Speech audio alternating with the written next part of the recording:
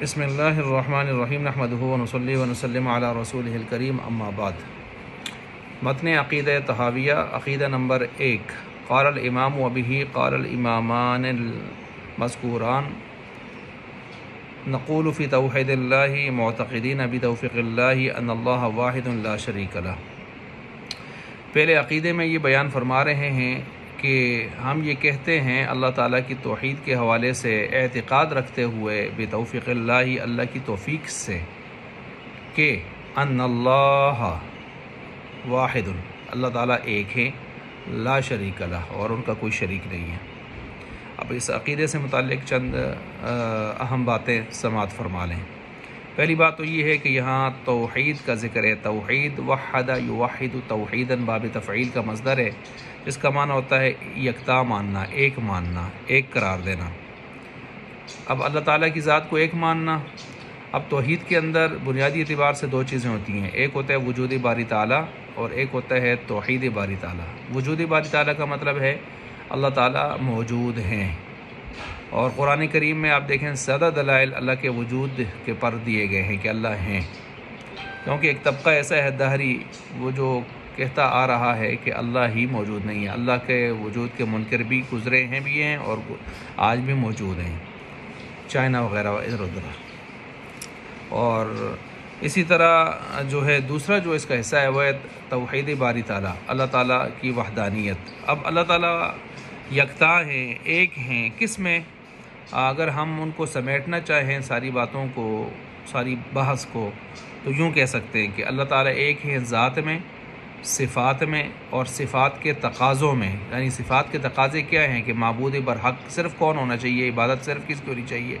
اللہ تعالیٰ کی۔ تین چیزیں ہو گئی۔ چوتھی چیز احکام میں، حکم اسی کا چلے گا، ان الحکم الا للہ والامر یومئذ للہ۔ دنیا میں بھی اللہ کا حکم چلے گا، آخرت میں بھی اللہ کا ہی حکم چلے گا۔ اور چوتھی چیز ہے افعال و تصرف و تدبیر، یہ بھی کس کی ہو رہی ہے؟ اللہ ہی کی ہو رہی ہے۔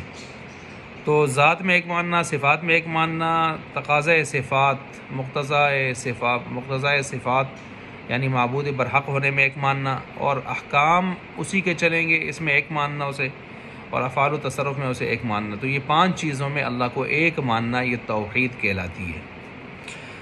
اب اللہ تعالیٰ کا جو تعارف ہے قرآن کریم میں، تو دیکھیں قرآن کریم خود اس کا موضوع ہی اللہ تعالیٰ کی توحید اور اللہ کی معرفت ہے، ٹھیک ہے، اور پھر اس کے ساتھ انسان کی روح کی اصلاح ہے۔ لیکن وہ ایک صورت ایسی جو سورہ اخلاص کے نام سے ہے کہ اس میں اللہ تعالیٰ کا مختصر صورت میں مختصراً اور جامع انداز میں تعارف پیش کیا گیا ہے، توحید کے موتی اس میں پروئے گئے ہیں۔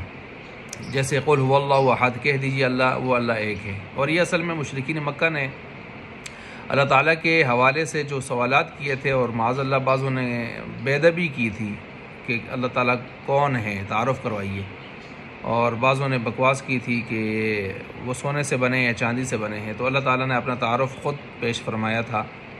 اور ظاہر بات ہے سورہ اخلاص میں جو تعارف اللہ تعالیٰ کا ہے، یہی تعارف صرف اللہ تعالیٰ کی ذات سے سجدہ ہے، اور کسی کے ساتھ سجدہ ہی نہیں ہے، تو پھر کائنات میں خدا تعالیٰ اور معبود برحق صرف ایک اللہ ہی کی ذات ہے۔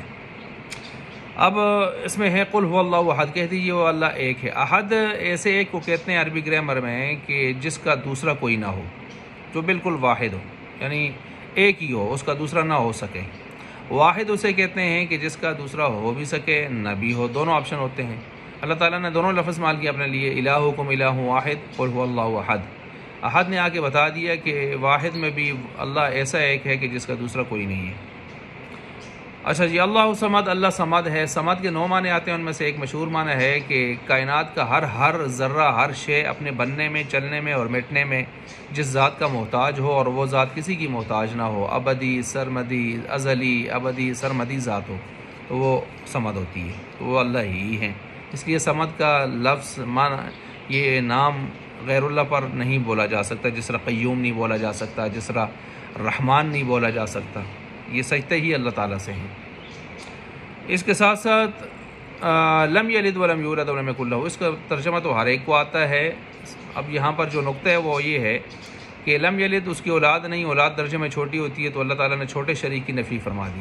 ولم یولد اس والدین نہیں، والدین درجے میں بڑے ہوتے ہیں تو اللہ تعالیٰ نے بڑے شریک کی نفی فرما دی، رہ گیا برابر، ولم یکن لہ کفوا احد، برابر شریک بھی اس کا کوئی نہیں۔ اچھا جی، اس کے بعد آگے چلیں تو یہاں پر یہ کہہ رہے ہیں نقول فی توحید اللہ تعالی معتقدین، دو لفظ ہیں۔ نقول کا مطلب میں ہم زبان سے اقرار کرتے ہیں، معتقدین کا مطلب ہم دل سے بھی تصدیق کرتے ہیں، اعتقاد رکھتے ہیں۔ تو پتہ چلا ایمان دونوں چیزوں کا نام ہے کہ انسان زبان سے بھی اقرار کرے، اقرار باللسان اور تصدیق بالقلب، دونوں چیزیں ہونی چاہیے۔ ورنہ منافق زبان سے تو اقرار کرتے تھے لیکن اندر تصدیق قلبی نہیں تھی، کفر ہی کفر تھا، نفاق تھا، گندگی تھی۔ اچھا، اسی طرح اب یاد رکھیں توحید کتنی اہم چیز ہے کہ تمام عقائد اور اعمال کی جان اور بنیاد اگر دیکھیں تو مسئلہ عقیدہ توحید ہے، اور عقیدہ توحید کتنی اہم چیز ہے کہ تمام انبیاء کا مشترکہ بول لا الہ الا اللہ توحید والا ہے۔ کتنی اہم چیز ہے کہ تمام انبیاء نے اس کے لیے قربانیاں دیں، سینکڑوں ہزاروں انبیاء اس کے لیے شہید ہوئے، زخمی ہوئے، انہوں نے جو ہے لوگوں کے ظلم و ستم کا سامنا کیا، مظالم کا سامنا کیا، خدا علیہ الصلوۃ والسلام کو کتنا ستایا گیا، تو یہ توحید کے اظہار کے لیے۔ توفیق کا لفظ مال ہوا ہے کہ اللہ کی توفیق سے ہم یہ عقیدہ رکھتے ہیں، اپنا کوئی کمال نہیں ہے، ہم کوئی بھی عمل کرتے ہیں تو کس کی توفیق سے کرتے ہیں؟ اللہ کی توفیق سے۔ لا حول ولا قوت، لا حول گناہ سے پھر نہیں سکتے، ولا قوت نیکی کر نہیں سکتے، الا باللہ، الا بتوفیق اللہ، مگر اللہ کی توفیق شامل حال ہوگی تب ہوگا۔ اس لیے انسان کو اترانا نہیں چاہیے، ڈینگا نہیں مارنا چاہیے، ہر اچھا کام اگر کر رہا ہے، برائی سے بچ رہا ہے تو اللہ کی توفیق سے ہو رہا ہے۔ وما توفیق الا باللہ، ٹھیک ہے، وما توفیق الا باللہ، لا حول ولا قوت الا باللہ۔ اچھا، توفیق کیا چیز ہے؟ توفیق کہتے ہیں جعل الاسباب موافقا لمطلوب الخیر، اسباب کو موافق بنانا اچھے مطلوب کے لیے، اچھے مطلوب کے لیے۔ اچھا بھائی، توحید تعرف الاشیاء بازدادها، چیزیں اپنی ضدوں سے بھی پہچانی جاتی ہیں، تو توحید کے مقابلے میں ہے شرک کرنے والا مشرک ہوتا ہے۔ اور مشرک کون ہے؟ مشرک کی دو قسمیں ہیں۔ مشرک تو خیر آپ توحید کی جو صفات اوپر میں نے ذکر کی ہیں جن میں اللہ کو یکتا ماننا ہے، اس کا الٹ کر لیں تو شرک کی طرف جائے گا کام، مثلا ذات میں شریک ٹھہرانا، صفات میں شریک ٹھہرانا، فلاں فلاں۔ مشرک کی دو قسمیں ہوتی ہیں، مشرک اعتقادی، مشرک عملی۔ حدیث میں آتا ہے جیسے کسی نے نماز پڑھی، ریاکاری کی تو اس نے شرک کیا، روزہ رکھا اس طرح یا کچھ بھی ریاکاری کی تو شرک کیا۔ یہ مشرک سزا پا کر یا اللہ کے فضل سے صفائی لگ کر جنت میں جا سکتا ہے، لیکن مشرک اعتقادی، منافق اعتقادی اور کافر یہ کبھی بھی جنت میں نہیں جا سکتے۔ حتیٰ یلج الجمل فی سم الخیاط، یہاں تک کہ اونٹ سوئی کے سوراخ سے گزر جائے، جیسے وہ نہیں گزر سکتا تو محال چیز کے ساتھ اس کو تشبیہ دی ہے، تو ایسے یہ بھی جنت میں نہیں جا سکتے۔ ان اللہ لا یغفر ان یشرک بہ ویغفر ما دون ذلک لمن یشاء، ان کے علاوہ، شرک کے علاوہ باقیوں کی بخشش ہو سکتی ہے اللہ اگر چاہے گا، لیکن مشرک، کافر وغیرہ ان کی بخشش نہیں ہو سکتی، منافق اعتقادی کی بھی۔ تو بہرحال یہ چند چیزیں تھیں جو میں نے آپ کے سامنے اس عقیدے کے حوالے سے رکھنی تھیں، جو اہم تھیں وہ آپ کے سامنے رکھ دی ہیں۔